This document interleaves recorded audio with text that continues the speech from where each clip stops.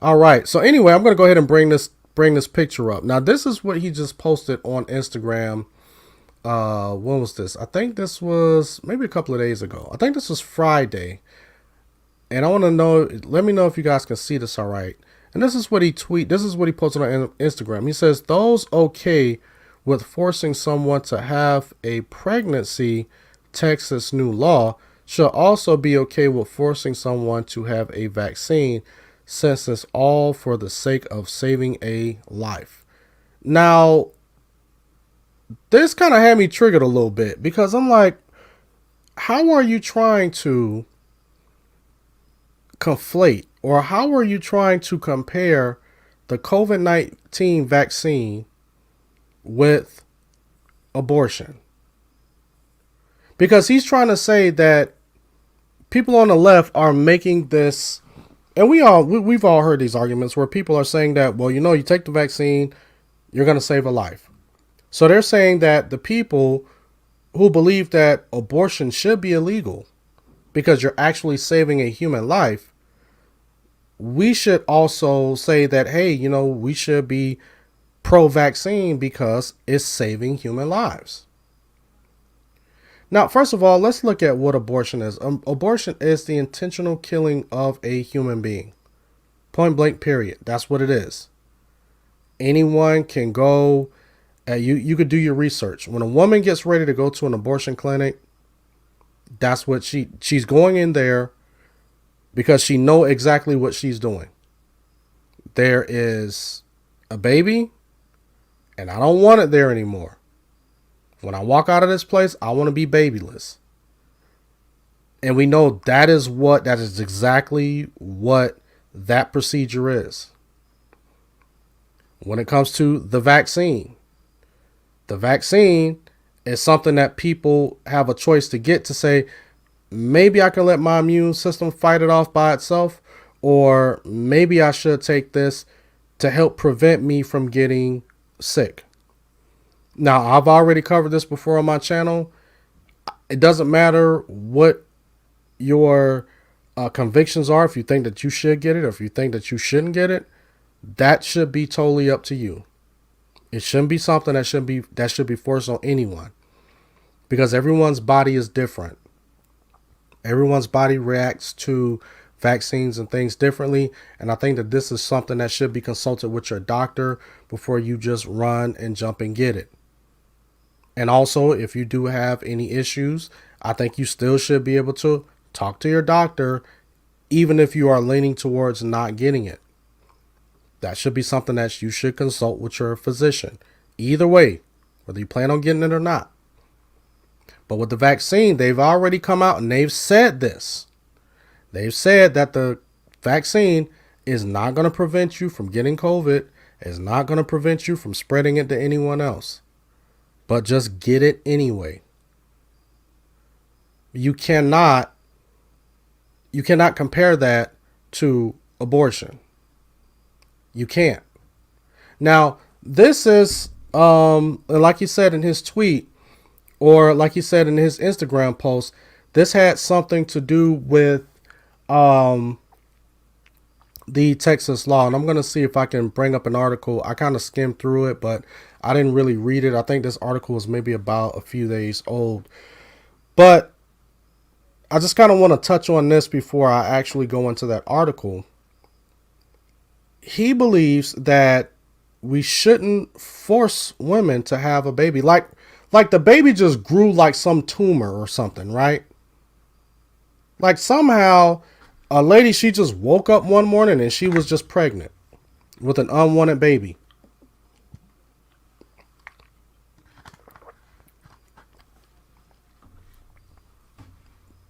Women just don't get pregnant just because they're women. There has to be an accountability factor, and this is the type of society that we're living in now, to where no one wants any accountability.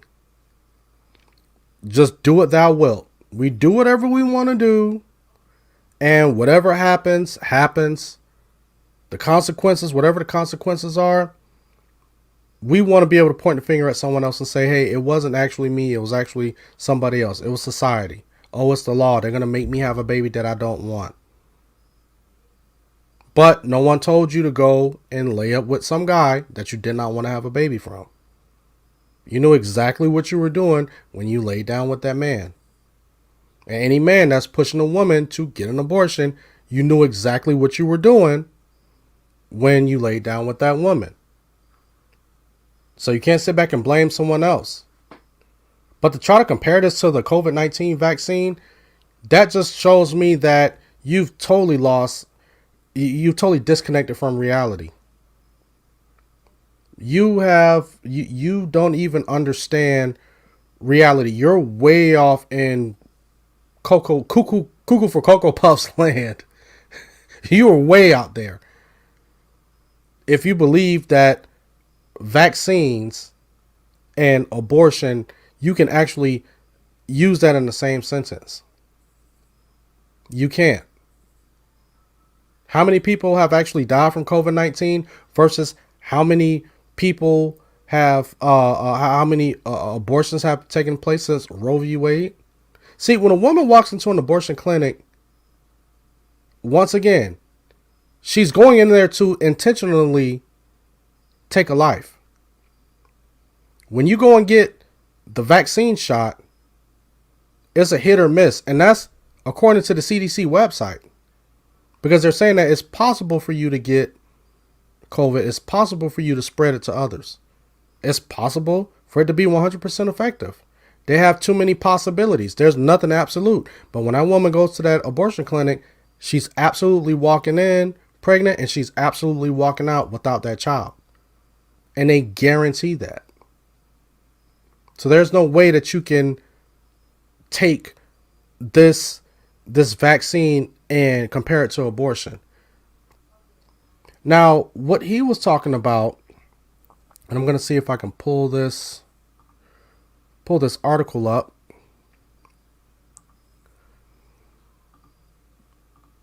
All right, there we go.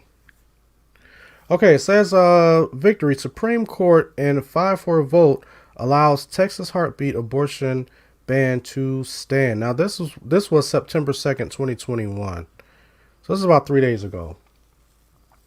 The U.S. Supreme Court handed a landmark victory to the pro-life community Wednesday night by refusing to block a unique Texas law that bans abortion if a fetal heartbeat is detected and leaves enforcement of the law up to private citizens.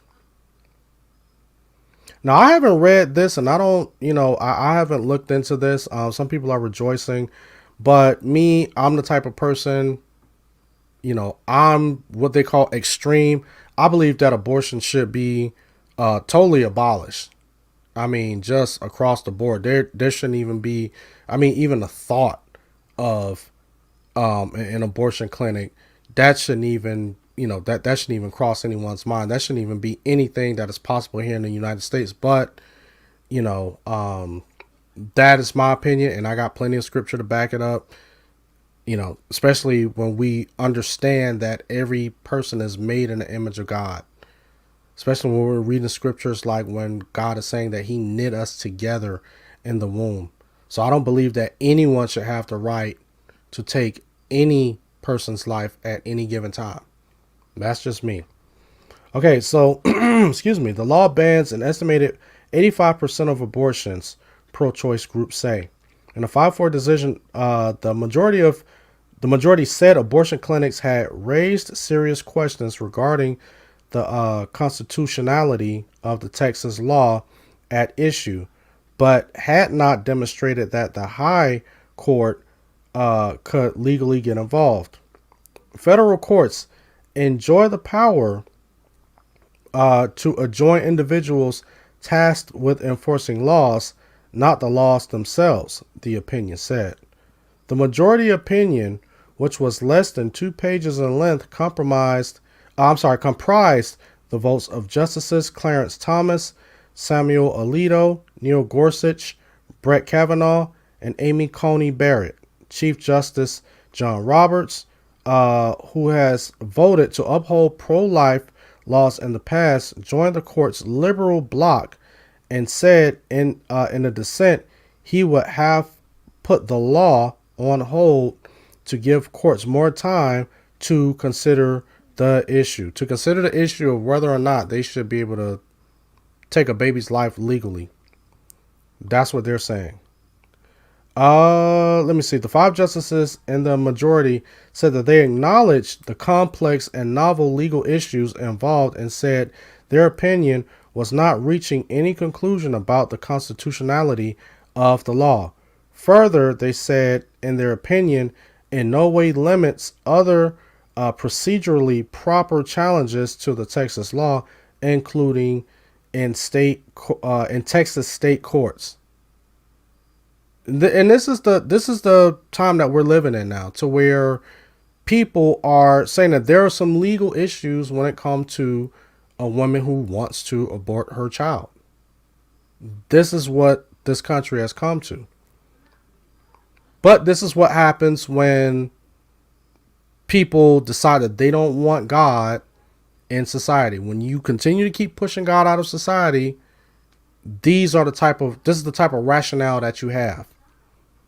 The law requires doctors to conduct a test for a fetal heartbeat. If one is detected, then the doctor is prohibited from performing an abortion. It allows exceptions for medical emergencies. Further, the text of the law prohibits state officials from enforcing the law.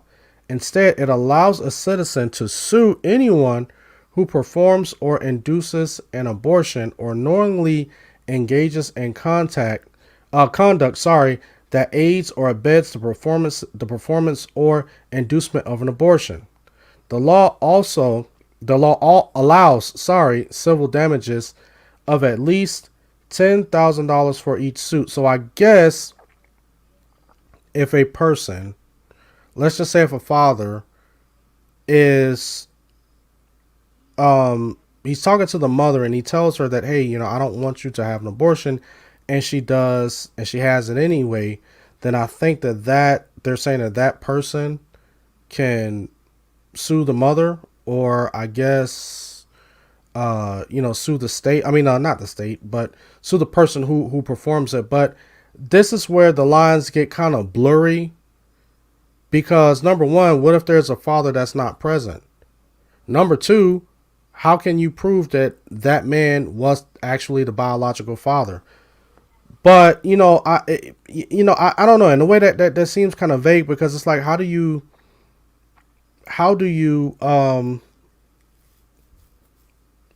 I don't know. How do you get evidence for that? I don't know. Roberts called the law unprecedented and raised the question of whether a state can avoid responsibility for its laws. Justice Stephen Breyer, in a dissent, asserted that a woman has a federal constitutional right to obtain an abortion. It is her constitutional right to murder her own child. That's what this... Anyway, Justice Sonoya Sotomayor, in her own dissent, called the majority's actions stunning. Presented with an application to enjoin a flagrantly unconstitutional law engineered to prohibit women from exercising their constitutional rights and evade judicial scrutiny, a majority of justices have opted to bury their heads in the sand, Sotomayor wrote. It cannot be the case that a state can evade federal judicial scrutiny by outsourcing the enforcement of unconstitutional laws to its citizenry. And for people who don't understand who Sotomayor is, she was a lady that was picked by Barack Obama. So you already know where she stands. Breyer and Sotomayor each wrote, I dissent instead of the traditional and cordial I respectfully dissent, a fact that underscored the deep divisions within the court. Texas Right to Light celebrated the majority's opinion and said it is optimistic that the law will survive future legal scrutiny. The organization called it a phenomenal victory for tens of thousands of preborn children who will be spared the evil of abortion. The Texas Heartbeat Act is the strongest pro-life law to take effect since the unjust ruling of Roe v. Wade, Texas Right to Life said. Aaron Forsyth, Vice President of Strategic Programs for the pro-life ministry CareNet, said crisis pregnancy centers in Texas are ready to assist women. And that's the thing. They want to talk. Everybody is trying to push abortion. But then when you do have a lot of these resource centers, these pregnancy resource centers, nobody really wants to fund them. In fact, there are certain institutions that are trying to shut them down. Some people try to do as much as they can to try to shut down these pregnancy resource centers. So that lets you know this has nothing to do with helping women, helping pregnant women. Oh, there's no resources out there. No, when the resources are there, how about you take that $600 million that you give to Planned Parenthood every year? Why don't you cut that in half and give it to the pregnancy resource centers?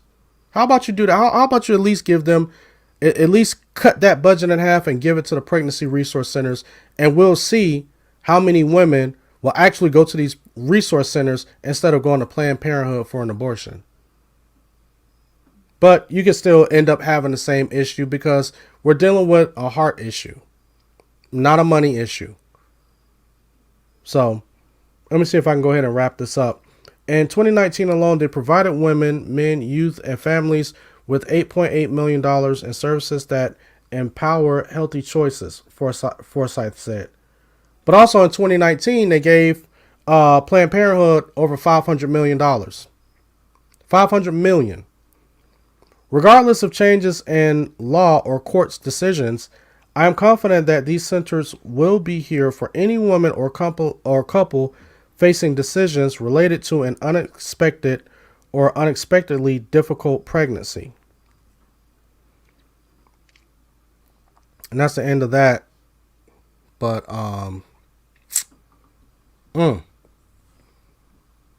yeah, this was this was this was a crazy post from this guy, Amazing Lucas.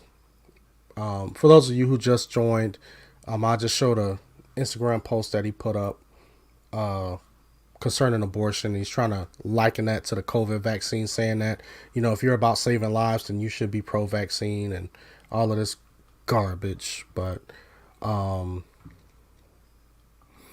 let me see. To God be the glory, said abortion is flat out murder. Yeah, it is.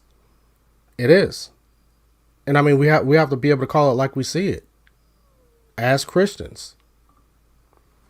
Yeah, Lily T second that. Tammy as well. Rashard D says, I think that they should make proven rape that leads to a pregnancy punishable offense to death, just to deal with those that want to rape. Exactly. That's where I'm like, listen, rape should be a punishable offense by death. You go out and you rape somebody, that's it. There is no, we just gonna put you in jail for about 10 years and we're gonna let you back out. No, that's it. Game over. And that's the way I feel about murder. Anybody who goes out and kills someone heinously, there shouldn't be all of this, I'm going to give you 125 years to run concurrent with a life sentence. Man, forget all of that. You ain't finna eat up all of these, all of our tax dollars to keep feeding these guys who just sitting up in jail, you know what I'm saying, chilling. They got cell phones now. I heard that they can sneak women in and all of this type of stuff. No, you kill somebody in 30 days, you should begin the lethal injection or the electric chair, or whatever the penalty is in your state. That's to me, that should be the law of the land. You take a life, we're going to take your life. Let's bring it back to the biblical days. Yeah, exactly. I think it was last year. I think it was in 2019. I think it was, if I'm not mistaken, I think it was 550 million because they were getting ready to do the fiscal budget. And I remember that was like a big thing because Donald Trump was saying that he was going to cut the abortion. He was going to cut the funding for any institution that wants to perform abortions. And I know that was the big thing, but I think that they were trying to lock down the government again because I guess if him and Congress didn't come to an agreement, they were going to lock down they were going to lock down not the economy. They were going to lock down the government, and until they came to some type of agreement. And I think that he didn't want to do it. He didn't want to lock down the government again, so he just decided to just pay them the 500 million. So yeah. Rape and incest accounts for less than 1% of all abortions. Exactly. It does. So when people try to say, well, what about rape? What about incest? What about the women that are having trouble pregnancies? Yeah, it's less than 1%. It's less than 1%. Trust me, if you mandate it and said that, hey, the only way that you can get an abortion is through rape, incest, and a troubled pregnancy, a lot of these abortion clinics, a lot of these abortion places will go out of business. They'll go out of business. Now, I don't agree with aborting a child because of rape and incest. And I know it's tough, it is hard, and a lot of people may disagree with me on that. But I've known people, had conversations with people who have done great things, and they are the product of incest and rape. But their mothers continue to carry them to term, despite that evil act. And a lot of these people are working right now, doing a lot of great work in the abortion abolitionist movement. They're providing women with resources. Like my wife, for instance, she's a part of a pregnancy resource center, and they provide so much. I mean, just so many resources to a lot of women. My wife, she's a doula, and I'm trying to get her on. Maybe I can try to get her on tomorrow if she's watching, but I'm gonna try to get her on and have her talk about what she does as a doula, and she's helped women. And some of these women, I'm telling you, my wife has ran into so many women who have went to this pregnancy resource center and they've said, this is my last hope. I don't want to abort my child. If I can't get any help here, then I may just have to go and abort my child. And these resource centers, these pregnancy resource centers have pitched in and given these women, including my wife. My wife has helped a lot of these women who were just single mothers, and being told that they can't afford a child. My wife has stepped in, helped a lot of these women take care of their newborn children all by themselves. I think one lady, she ended up, after my wife helped her with her pregnancy, I think that this lady turned around maybe like a year or so later. She turned around and got married to a good guy, and they had another baby. You know what I'm saying? And the woman, she was just thanking my wife. I'm just glad that you guys were there to help me. So therefore, I didn't have to go and abort my child. But the thing is that we have some pregnancy resource centers, and number one, they don't get the funding, and number two, if they are getting funding, then they got to worry about people in the government and people in the city trying to shut them down. So like I said, this is not just some issue whether, you got some women who are, who don't have any money and they can't take care of their kids. That's a bunch of garbage.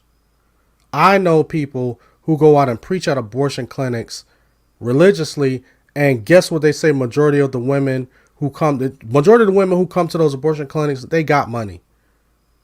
There's one in downtown Atlanta that I know some brothers and sisters who go down there and they preach in front of these abortion clinics, and they say you see nothing but Lexuses, Mercedes, and all of these expensive cars. These women driving these cars going into the abortion clinic. So it doesn't have anything to do with money. And that's us as Christians. We can't be sucked into that emotion like, oh, it's just, just these poor women, these poor black women. And not only that, they target black women. They put these places right there on the bus line.